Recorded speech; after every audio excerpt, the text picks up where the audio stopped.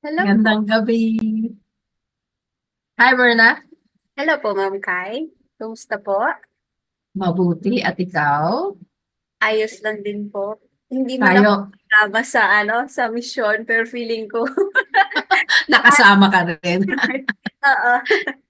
At ano po, yung mission na pinag-uusapan namin ni Berna, malalaman po natin yan. Welcome to the episode 17 of Senior City. Ang pamagat po natin ngayong gabi ay WPS Civilian Mission, Mana Nating Stories. So mga kwento po ito ng nakaraang linggo. Ano ba ang nangyari nito ng nakaraang linggo? Yan ay yun nga po, ang second civilian resupply mission. Yung una po last year, buwan ng December ay sa may Palawan side. Ngayon naman po itong nakaraang linggo ay dito sa may Zambales side. So ang ang ang layagan po nila, kumbaga ang pinanggalingang port ay dito po sa Matalvis Port sa bayan ng Masinloc sa lalawigan ng Zambales. Yan po ang ikakwento namin ni Berna ngayong gabi. Berns? Ayun po. And itong nakaraang civilian mission natin ay simula po nung May 14 hanggang May 17 po. So fresh po kahapon lang kami nakauwi sa aming mga bahay from Zambales. Kaya ayun. So um Yun nga po, tulad ng sabi ni Verna, hindi kami nakasakay naman talaga sa bangka. Yung actual na sumakay at naglayag ng 2 gabi, 3 araw sa dagat.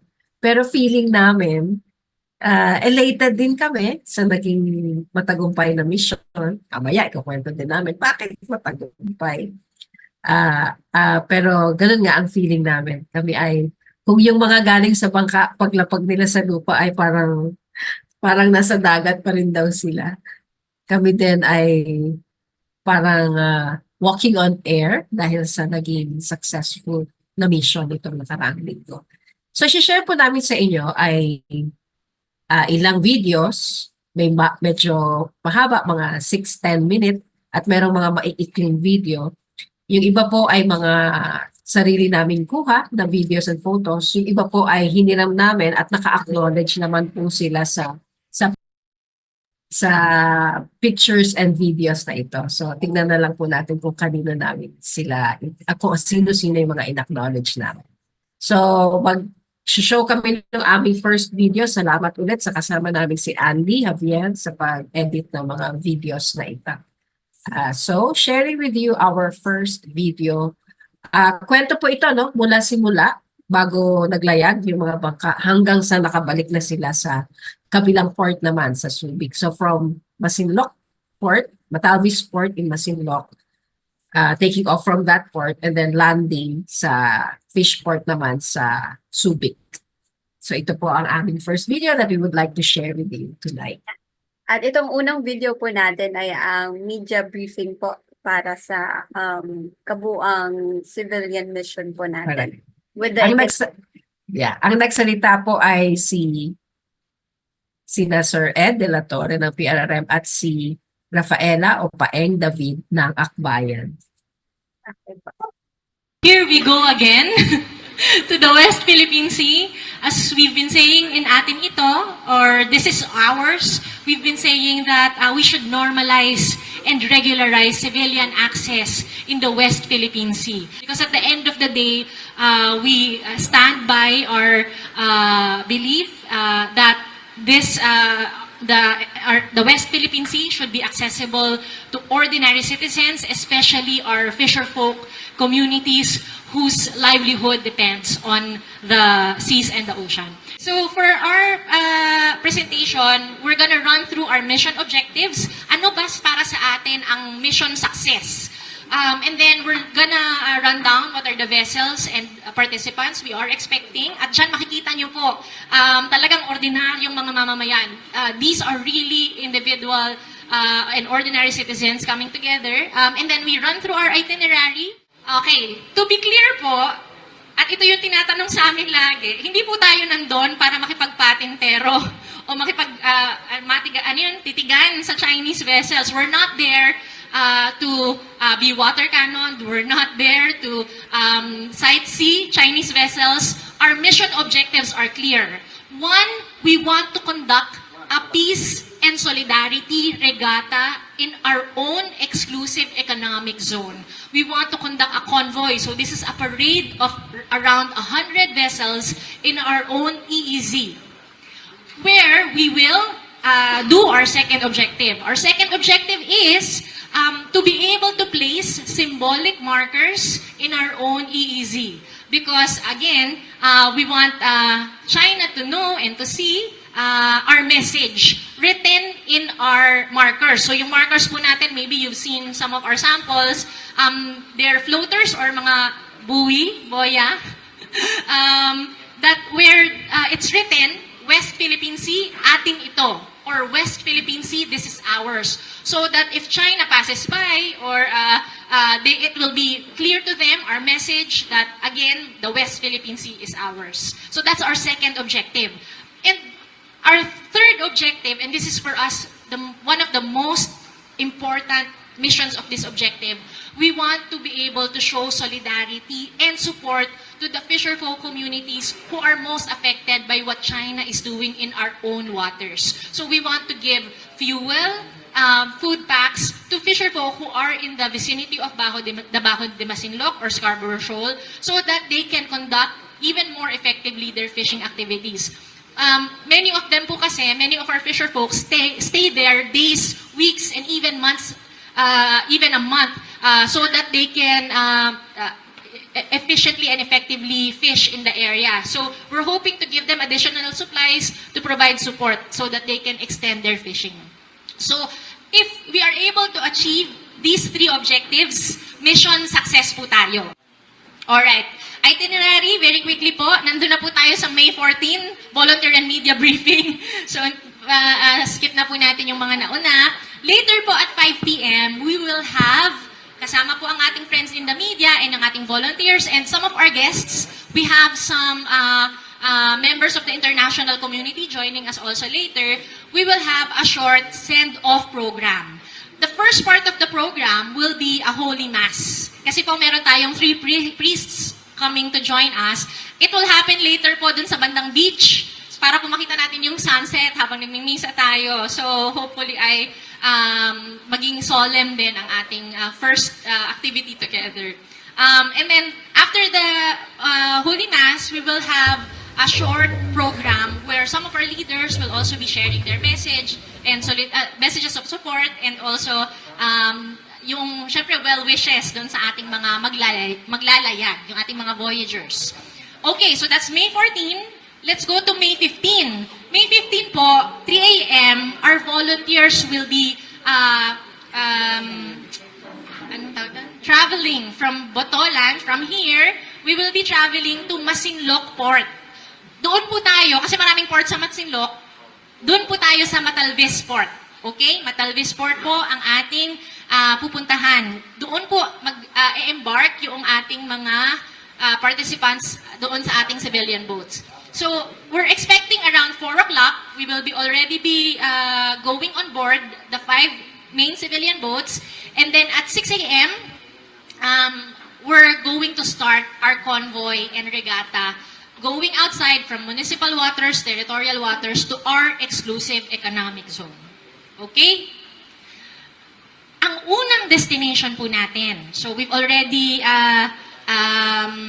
started our voyage. Our first destination is a certain portion within our EEZ, hindi ko na lang po babanggitin yung exact location, kung saan tayo ay again, doon natin gagawin yung ating regatta at i-conclude din yung ating regatta with the 100 fishing boats. We will be placing symbolic markers, yung ating mga boya doon sa area na ito. And at the same time, after we've placed the symbolic marker, we will have our first round of supply doon sa mga kasama nating fishing boats. Kasi yung mga kasama po nating maglalayag, mangingisda din po yan. At sila din po ay, yung mga, dati nakakaabot pa silang Bajo de Masinloc, but because of what's happening, most of them are just fishing within the municipal waters. So we will also give them fuel and also food supply. We will have lunch, of course. honors together. By 1 p.m., diretso na po tayo sa paglalayag palapit ng Baho de Masinloc. Okay. Oo, habang kinukwento po ni Paeng yung itinerary nila, yung photos and videos that accompanied while she was speaking, ay yun po yung actual na nangyari. So, kaya po nabanggit din namin kanina, matagumpay yung civilian mission, itong second civilian mission, dahil yung 3 objectives na binanggit ni Paeng, magka-quiz po tayo, ano po yung 3 objectives na yan, ay nagganap at naisagawa naman habang nandun sila sa laot. Di ba no, Birds? Tama po. And Oo. yun po kasi sa isa sa mga itinerary, lalo na nung May 14 po ay isinagawa din yung send-off ceremony. And nung sa send-off ceremony po, nung nakita ko po yung 100 fisher folks talaga natin, nakita ko po yung pagiging ready nila na makisali sa civilian mission na to, yung second civilian mission na po ito. And yung mga priest naman po na nakasama namin dun sa send-off ceremony na sila running priest Robert Reyes, si Father Moon from Pakistan po, and si Father Sebastian from Sri Lanka din. Kasama rin po silang naglayag doon. Doon po mismo sa mga papunta po doon sa Panatag Shoal. So, yun po, and yung mga volunteers din po natin, ang dami rin, lalo na yung mga kabataan. Tuwang-tuwa. Oo. Gusto ko rin Oo. tumali. Kulang na lang tumapak na tayo sa bangka. Oo po. Oo, mga volunteers po yun. Ang dami nila. Sobra pong dami. Around 200 plus volunteers, 100 plus fisher folks, and then may mga media pa pong kasali. So, hindi lang po talaga 100 people yung nakilahok dito sa natin sa second civilian mission. 100 fisher folks pa lang po yun. Opo. Correct. Tsaka yung, kung maalala nyo, 2 weeks ago, the last 2 Saturdays ng Senior City episode, nanawagan po kami sa mga donations to this second mission. At yan po, yung mga ipinamigay na bigas, delata, fuel, at iba pa, ay galing po sa mga donations na yun. They kept coming sa mga drop-off points. So, salamat din dun sa mga nagbukas ng kanilang mga puso at ng kanilang mga pitaka para mag-donate dito sa resupply mission na ito. At yun nga po, mga ilang fishers din ang nakatanggap ng mga donated foods and supplies naman. Okay, so yan po yung start ng voyage na yan at ilang mga actual na nangyari. Let's go on, Berla, to the second video na inedit po natin. Also coming from the several events noong last week na ito, May 14 to 17. Ito po. Pakinggan po natin at panoorin. It's a civilian initiative. Aligned with, fortunately, Philippine government policy as of now. And that could change. But the civilian initiative will not change.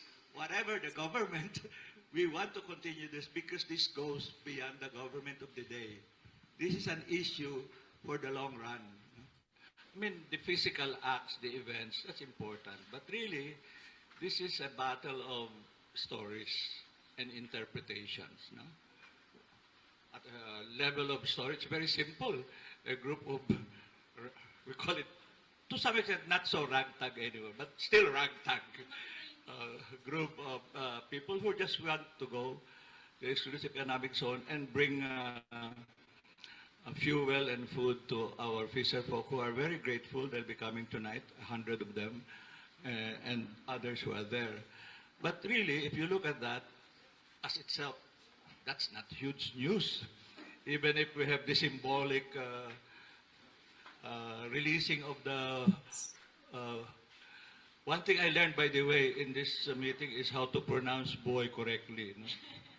If you're British, it's boy. If it's American, it's buyi. If you're Tagalog, boya. Anyway, but still, it's good, it's photo op, it's visual. But what's that? I mean, it's small. But the thing that is somehow, and that's one, to some extent, I appreciate and maybe thank China for making it bigger than what we initially even thought of it. They, they tend to locate it within their big narrative of this is a battle of supremacy, at least in this region, but also internationally between the US and China. And that's why part of what hurts us personally, why are we only classified always as implementers of some American strategy, including the concept of hired gun kayo? I said, can you at least give us the benefit of that we have our own minds? I mean, historically, as I think some columnists said before, when we talk of being opposed to great powers, it was more directed towards the US before, no? Then suddenly, why China? Not for any analytical basis, but where do we feel aggrieved? Where do our fellow Filipinos feel aggrieved? They might have some grievances even with the US and other powers, but right now, China is the one that is really becoming a bully. And they might justify it as, you know, Ambassador Chito Santa Romana, when he was ambassador, was our board member in the Philippine Rural Reconstruction Movement. He made us appreciate, no, Ed, you know, you must understand whether for political reasons for the leaders or maybe genuinely felt, they always frame their narrative in relation to the US and the world as we are responding to 100 years of humiliation. And so they are asserting that. But you think that, okay, you can assert that, but why hit us? We are not the ones who humiliated you for 100 years. It's Western powers. That's why they add the narrative, oh, but you are just pawns of, I said, look, the minimum is give us some agency, no? Don't just look at us as passive or naive or even malign not interpreters, but implementors of some strategy cooked up in Washington or G7 against China. We can understand a bit of that, and we can understand why they want to play that card, because it is a valid issue. But 100 years of humiliation of a country against Western powers does not justify current humiliation of a country, your neighbor, who doesn't want war. In fact, some people also worry and to some extent accuse us, are you escalating tension? Are you an unwitting or conscious tool of trying to bring people to war? Hey, war, no one wins. Especially those of us, if we will be the battleground. So clearly we want to say very clearly to China and to the world, we don't want to escalate violence. We don't want war. We want peace. But, unlike some others who say, well, you want peace, surrender. No, that's a bit too much. No? I mean, let's say appeasement in general never works with bullies. No? Now, how do you respond without picking a fight that you cannot win? Well, you shift the battleground. And that's why I go back.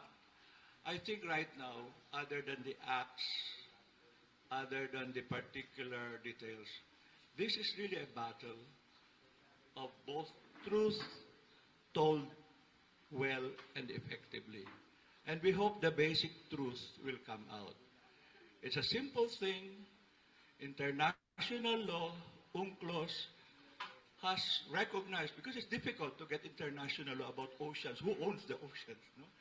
But to recognize with UNCLOS that the Philippines has the right to the exclusive exploitation of our exclusive economic zone, that's given. So the only question is, how do we assert it? We don't have the power, we don't have the resources.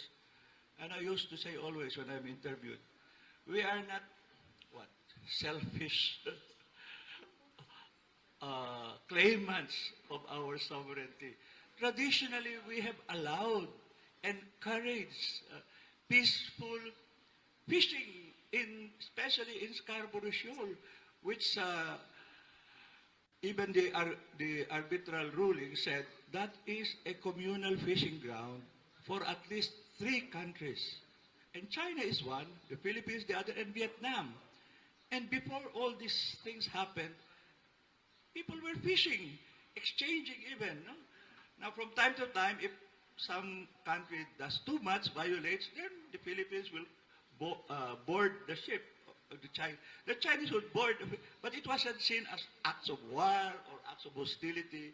The whole point is, if this is our common fishing ground, let us try to minimize the destructive exploitation, especially destruction of corals or overfishing.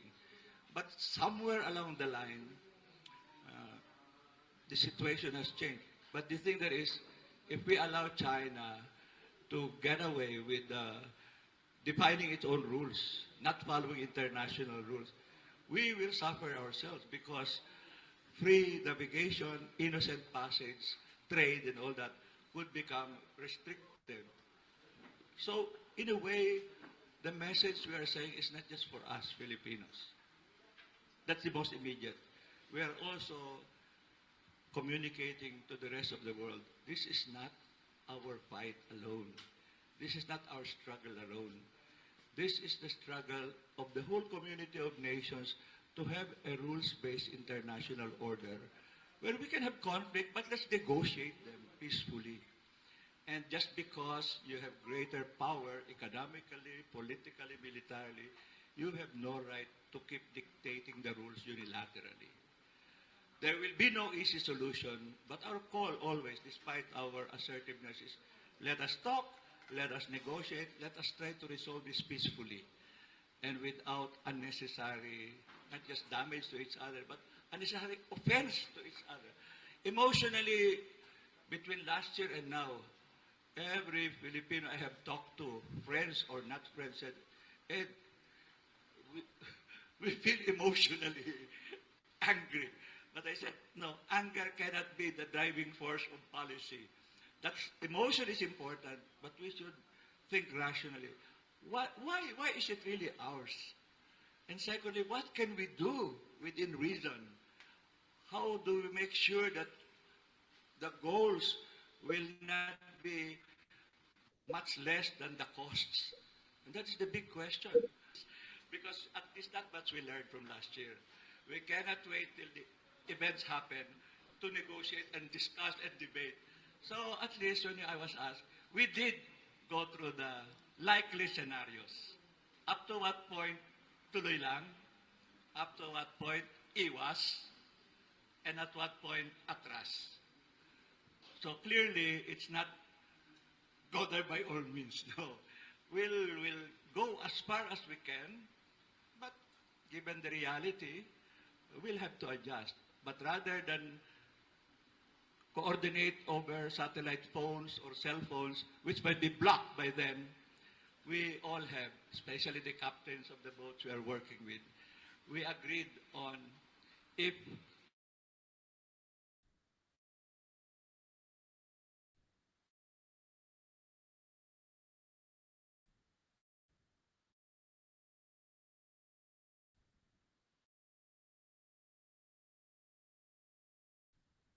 especially don't put that in harm's way. No water cannoning. Although some young people joke and say, with the hot weather, a bit of water does not hurt. Nah, that's water, but the pressure. Hindi kaya. No? So I want to say this to just tell you that we are quite aware of the complexity, the risks, but we are determined. We are not going to let all this kind of what's the one? Is it Hamlet who said that we lose a sense of, nakalimutan ko ng Shakespeare ko eh, that when you think too much, you stop deciding to act. In a world, I was telling someone, from strategic planning in the current world, the familiar term consultant uses, the world is VUCA. It's volatile, uncertain, complex, and ambiguous. And one answer is, ambiguity is resolved by action. Action that is calculated, that is well considered, but action nonetheless. The last thing we want to do is to be drawn or driven back to passivity out of our concern to prioritize safety. But clearly, we don't want to put anyone in harm's way. And so any concern you have, any questions you raise are very welcome, because this is not our mission. It's our mission already. Some of you, in sociological terms, you are not just observers. You are participant observers.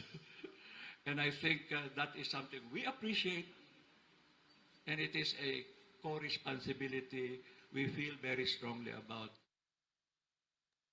Yan po ang second video natin. Kita nyo naman po kung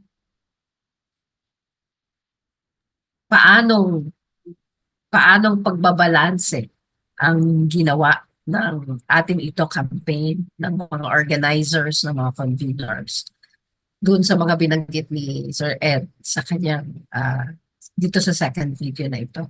Anong nagtumimo sa isip mo sa sinabi ni Sir Ed, Berna? Madami po. Ang dami talaga. Opo. Siguro po dun sa totoo po talaga yung sabi ni Sir Ed na it's a battle of stories and interpretations. Kasi ang dami pong kwento at iba-ibang interpretasyon sa second civilian mission na to eh. Like, kung ano ba talaga yung pinaka-goal, kung may hidden agenda ba, and so on and so forth. Pero para sa atin po, ang kwentong ito ay nakasentro po talaga sa solidarity at suporta na sa ating mga small-scale fishers. And accomplish po ang mission kasi na-deliver po ang around 1,000 liters of fuel, tsaka po 200 food packs sa kanila. Kasi yung mga fisher folks po natin dyan na malapit sa Panatag Shoal, dun sa may Zambales, narinig ko rin po na nag-i-stay po talaga sila ng ilang araw, ilang linggo doon sa dagat, maglayag para makauwi sila ng sapat na huli.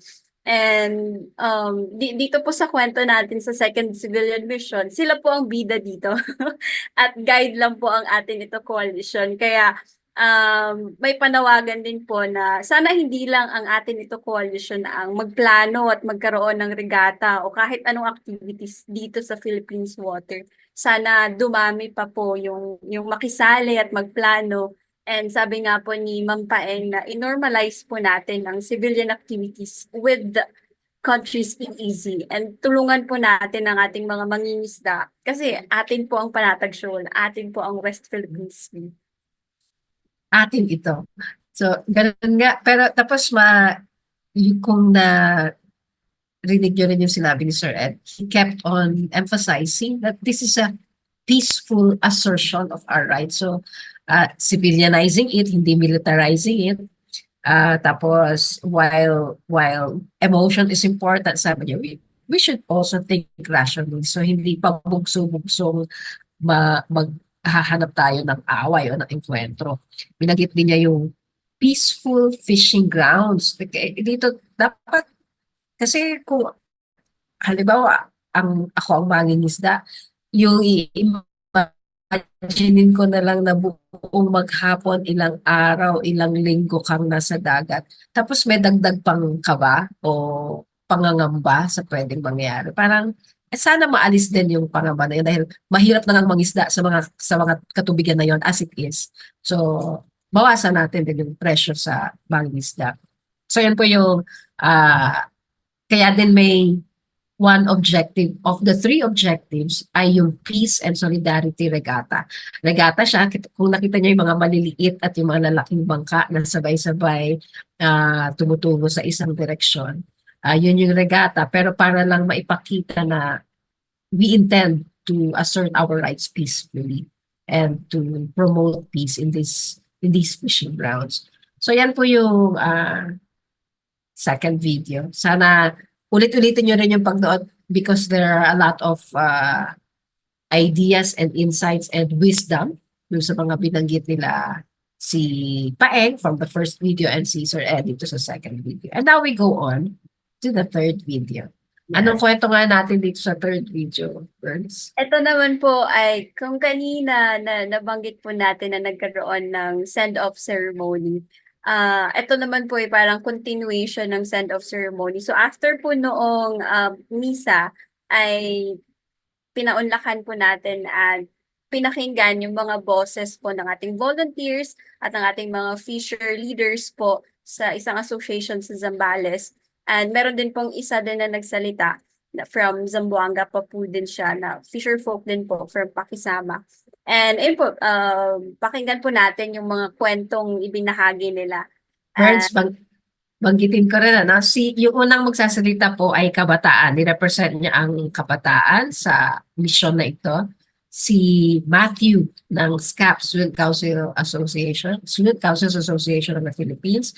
Yung sumunod pong nagsalita ay si Roberto Cadodoy Balyon na galing po ng Zamboanga. Siya po ang presidente ng Pakisama. Yung pangatlo po ay, na mangingisda from Zamboanga. Yung pangatlo po ay si Leonardo Canards Quaresma. Siya naman ay ang kasalukuyang presidente ng Masinloc Fishers Association. So local fishers org po sila sa bayan ng Masinloc. At yung ikaapat ay si Sir Ed De La Torre ulit ng PRRM. Okay, Burns. Ngayon, hinahamon din natin yung kapwa nating mga kabataan. Hindi nyo naman need sumama sa amin bukas para manindigan sa West Philippine Sea. Ang daming paraan para manindigan kasama ng ating mga mangingisda at frontliners.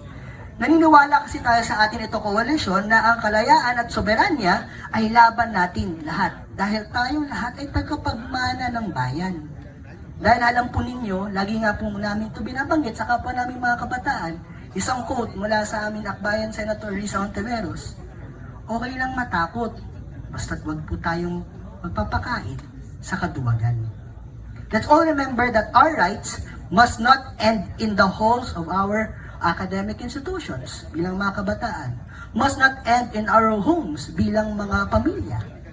Ang pagtindig natin laban sa ginagawa ng China sa West Philippine Sea ay laban ng lahat. Laban ng pagkakakinlanlan bilang mga Pilipino. Anong bangko mayroon lang kami? Yung dagat.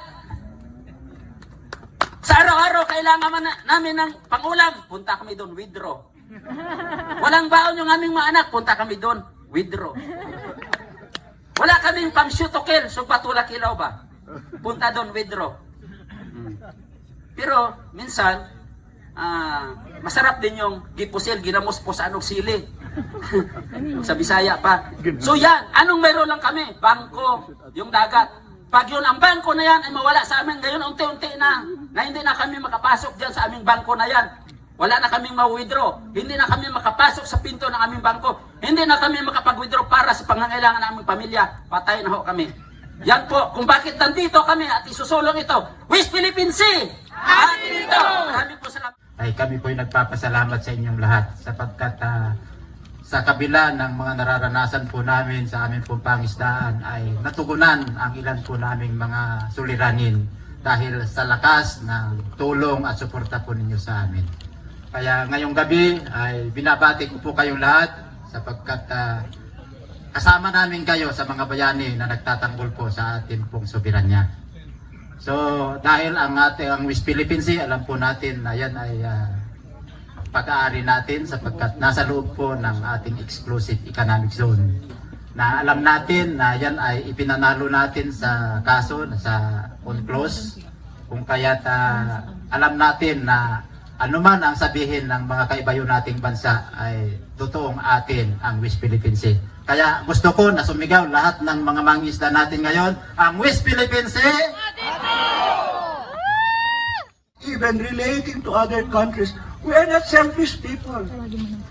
We allow them to do innocent, responsible work here. We are not so, let's say, greedy or so claiming everything for ourselves. It's easier said than done. I'm 80 years old. I don't think I will see the resolution of this realistically. But we all have to do what we can in the time appointed to us. When we were younger, including Father Robert, we thought our life was one picture film with a clear beginning, a middle, and an end. But the influence of COVID told us life and the struggle for change is a Netflix series. And we are entering today, hopefully, to another season of Filipinos saying, it's government, do your part, but we Filipinos, we ordinary citizens, will do our part. We will not talk only of our rights and sovereignty, we talk of the long-term implication of environment, not just international, but nature's law. So I think the message tonight po, sa ating mga kababayan, kaming medyo matanda na, gagawin pa namin ang kaya namin. Pero mahalaga, nandito marami tayong kabataan. Ipapasa natin sa inyo ang responsibilidad. Pero aakuin pa rin namin hanggang buhay pa kami ang aming responsibilidad. It is going to be a relay. And each one of us is just being asked in the time appointed to us with what we see, what we know, to do what we can. As Paeng said, courage is not the absence of fear. Courage is the ability to act despite our fear. And how do we overcome the fear?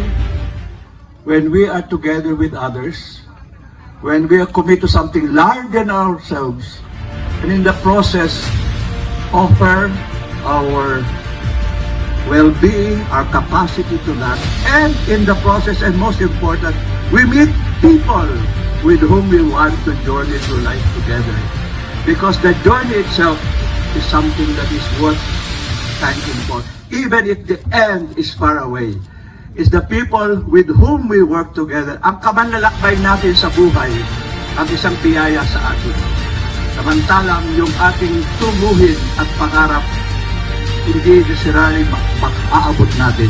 Pero sa panahon natin, sa yugtong binigay sa atin, gagawin natin hanggang kaya natin, isasagad natin ang aabutin natin.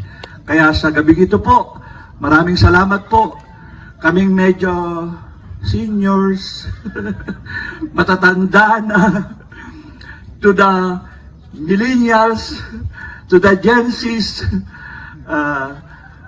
our unity cuts across generation, and the torch will have to be passed from generation to generation. And tonight, we are pleased and happy and proud na tayo pong lahat ay nagkakaisa at nagbibigayan ng ating commitment na ipagtatanggol natin ang ating karapatan at bubuksan natin ang ating kakayahan para magtulong-tulong tayo mga Pilipino na itayo ang karangalan ng ating bansa, ipaglaban ang karangalan ng ating bansa, at manalig tayo tulad ng sinabi ni Father Robert. Hindi naman tayo lang ang magdidesisyon nito.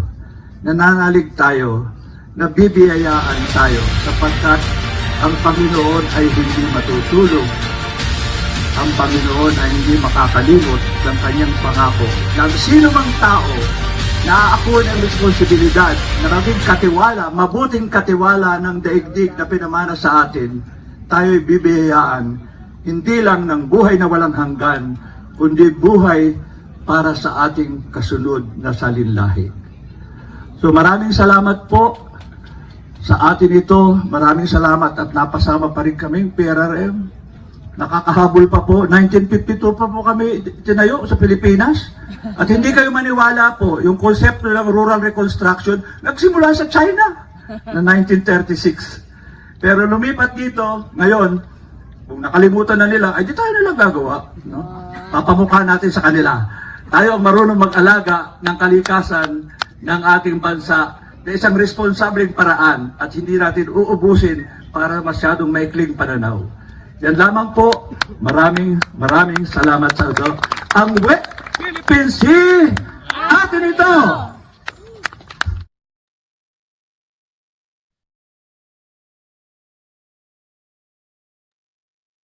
Ang West Philippine Sea. Atin ito. Yes, at atin ito, ang West Philippine Sea, sabi nga nila. Oh, Berna, what did you think of that? Ano? Magiging bias po ako. Doon po tayo Okay. kataan. Pero, Sige. sige. So, bago po doon, narinig niyo po ba yung sabi ni Ka Dodoy na ginamuspusan og sili? Oo. Feel mo yun, ano? Feel mo. Yeah! Bisaya, ano lang yan, humor. Char! So, ayun po ay ano, bagoong na nilagyan mo ng sili. Sarap po nun. Narinig ko po kasi sa video, ano yun? Nagtanong ko ano daw yun. Pero ayun, sa akin naman po, yun, nabanggit ni Matthew kanina na, wag magpatakot, wag magpadala sa takot. Okay lang maging matakot, pero wag magpadala sa kaduwagan.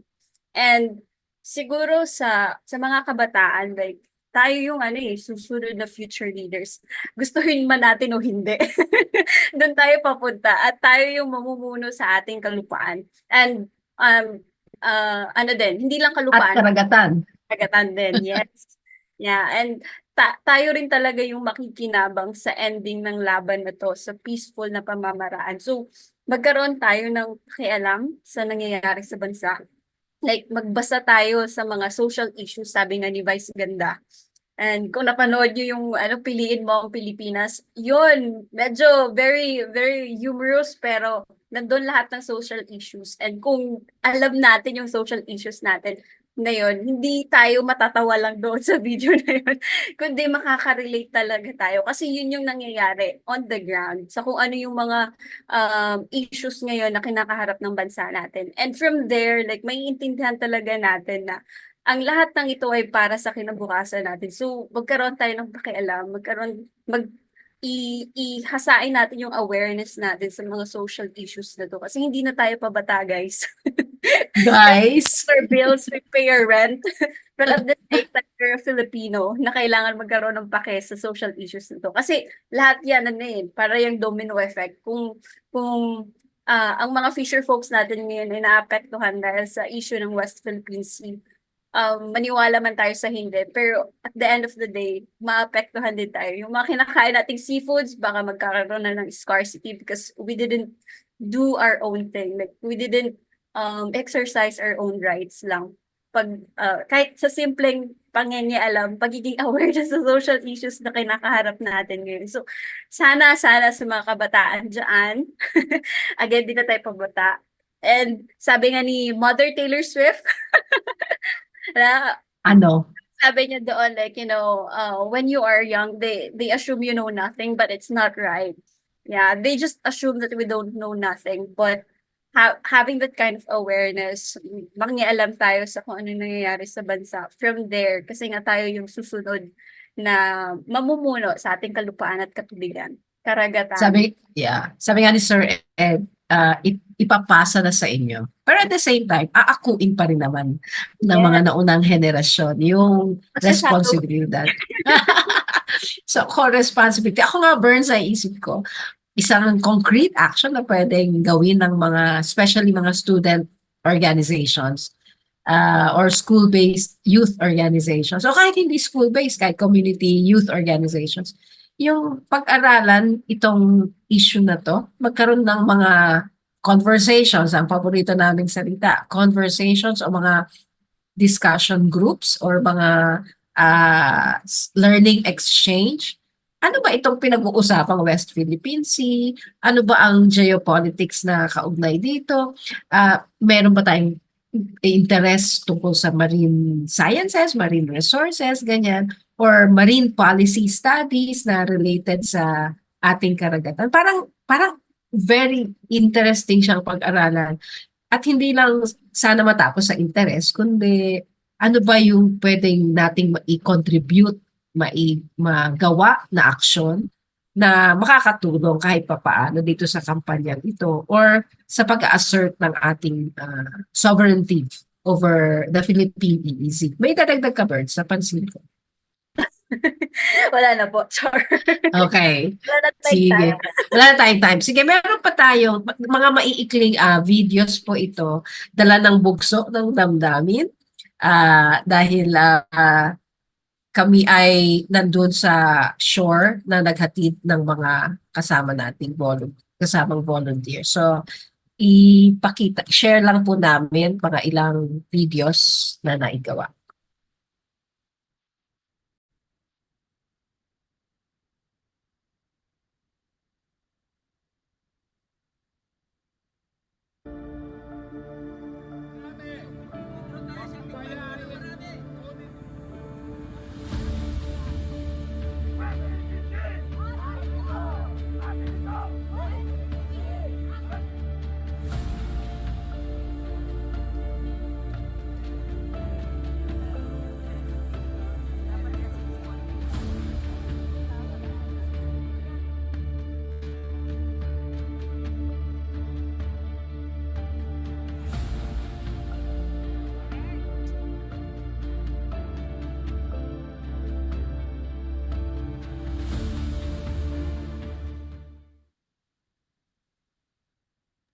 Ayan, yung video po na yan is yun po yung ano namin, yung send-off po namin kinabukasan ng May 15 para po doon sa 5 fishing vessels po na maglalayag po papunta po doon sa Panatag Shoal. So nandyan po nakasakay dyan yung mga volunteers, yung mga media, and even our fisher folks and mga team leaders din po ng mga bangkang yan. Yeah, oo. Kaya yung parang 3 main keywords lang nung short video na yun ay katapangan. Kasi ang tapang talaga nila para maglayag, lalo na yung mga volunteers po, no? Katapangan para sa karapatan at para sa kapayapaan. Yan naman yung ating hangat. Another short video po that we would like to share with you.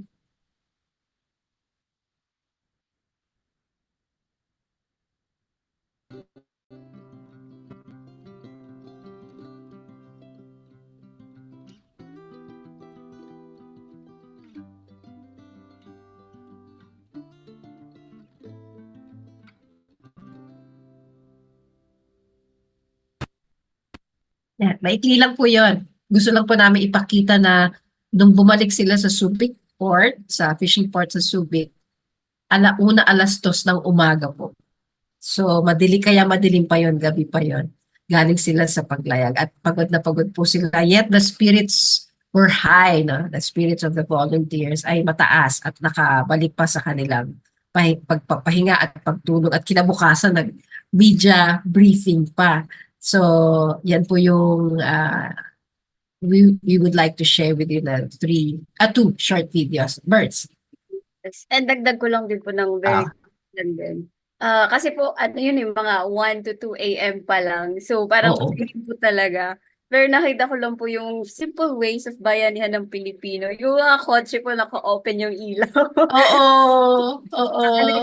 Makadaanan nila para lang maging safe sila. Then may mga ano din po, dala-dala sila mga ilaw para ang cute. Oo. Ito naman At saka lahat, nagising lahat pati yung mga media na nasa shore, nagising, pumunta doon sa port, yung mga kami, mga communications people nung atin ito, talagang pumunta doon sa nagising o hindi na natulog para makarating doon sa port ng 1:00 ng umaga.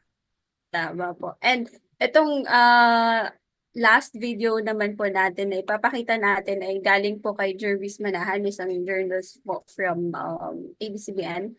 And in-interview niya po ito si Kapitan Mark, ang team leader po ng advanced team na nakalapit po sa vicinity ng Panatag Shoal. Mamaya po i-explain namin ano tong advanced team na ito. Panoorin po muna natin ang video. Lalaot kami na mangingisda. So walang camera, walang tarpaulin, anything na ma-identify kami. Then after po nun, naglakbay na kami, naglayag na kami. Pagdating po ng paglalayag namin, mga 11:30 ng gabi ng May 14, nakarating kami sa 20 nautical miles away from Baho de Masinloc.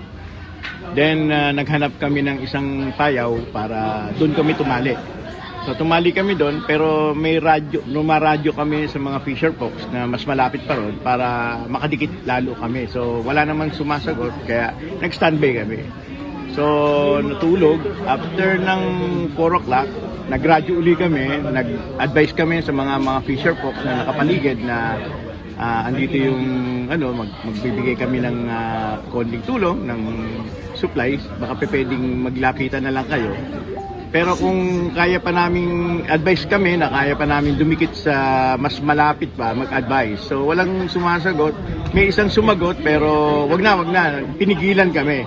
Kasi meron Chinese Navy. So sabi namin, sige, standby lang kami pero plano talaga namin lumapit. So kung sabi clear, lalapit po kami. Yan po yung ano kaya pangalan niya, Burns, na kuha mo ba? Si team Kapitan leader? Mark. Yes. Mark, oo. So siya pa yung advance, kasama siya doon sa bangka na nag-advance bilang advance party. Ibig sabihin po ng advance, bago pa nag-alisan sa Matalvis Port sa Masinloc yung 5 bangka, nauna na po sila the day before. At nakapagdala po sila ng supplies sa mga mangingisda na mas malapit pa doon ang sabi niya ay Bajo de Masinloc. So para po sa mga nanonood, nakikinig ngayon, nabanggit na po ang Bajo de Masinloc, nabanggit po ang Scarborough Shoal, nabanggit po ang Panatag Shoal. Alamin po ninyo, ano ba yung mga yan? Iba-iba ba yan? Iisa ba yan? Bakit ganun ang mga pangalan nila? Assignment po natin yan. Ako din po, inaalam ko pa hanggang ngayon. Yan. So yan po yung media briefing kinabukasan. Nandun po yung kung sino mang volunteers na natira pa. Yung iba kasi nag-uwian na kaagad, kagabi. Yung iba nung kagabi ba, Burns? 17 po or 16. Oo, nag-uwian na sila kaagad. Yung iba ay nanatili pa sa Subic para magpahinga muna, matulog at kinabukasan na sila umuwi. Tulad namin kahapon na ng hapon kami umuwi. So ito po ay share lang po namin sa media debriefing, humarap po sa media ang ilang mga leader or conveners nung atin ito, mabuhay, mission accomplished. Yan po ang message sa media briefing. Nandiyan po si Sir Ed, si Paeng, si Running Priest, Father Robert, at si Kapitan Mark, no? Yung in-interview ni Jervis Manahan. Itong nasa kanan. At saka si Matthew, ay nasa leftmost. So yan po yung, kaya maituturing talaga na matagumpay yung mission na ito na nagsimula nung May 14 to 17 ang publicized, pero May 14 na nauna na talagang lumaot at nakapagdala ng supplies sa mga mangingisda. So, sabi nga ni Berna kanina, ang bida talaga sa mission na ito ay yung mga small fishers na doon sa area na yun ng Scarborough Shoal nangingisda. Malayo pa nga from Scarborough Shoal. Di ba, Burns? Yes po, yes. Pero nakalapit po around 20 nautical mile. Yan. Kung tama po yung memory ko, baka Tama nag-memory. yan. Gusto pa po sana nila makalapit ng 10 nautical mile, pero parang for the safety of everyone, so hanggang 20 nautical mile na lang po, tapos bumalik po sila ng into 40 nautical mile. And then kanina po sa kwento po ni Sir Mark, nabanggit niya po yung payaw. So siguro po another assignment ng mga nanonood natin ngayon. Kasi naging assignment ko din yan. Personal, sabi ko, ano yung payaw? Ano yung sasabi niya payaw? Tapos hindi ako nagtanong kung ano yung payaw kasi sabi ko, hindi, feeling ko makikita ko to sa internet. And then nalaman ko kung ano yan. So, ayun. Kayo na ba? Oo, payaw sa karagatan, ano. In between po niyan, itong 5 bangka na lumapit din at naglayag at sila ay nagregata, sila ay nag-deploy ng mga boya na symbolic na may West Philippine Sea atin ito. At sila din yung second batch na nagbigay ng food and fuel dun sa mga small fishers dun sa area ng Panatag Shoal.